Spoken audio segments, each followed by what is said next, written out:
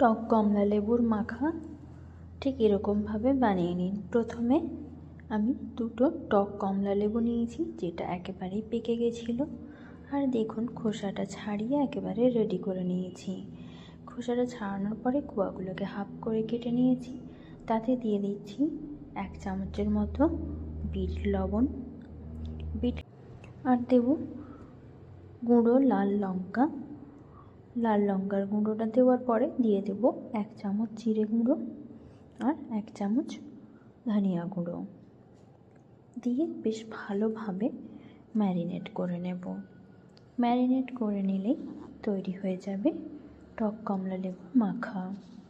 আপনারাও ঠিক এরকম করে শীতের দিনে দুপুরবেলায় রোদে বসে খেতে পারেন, খুবই টেস্টি হয়।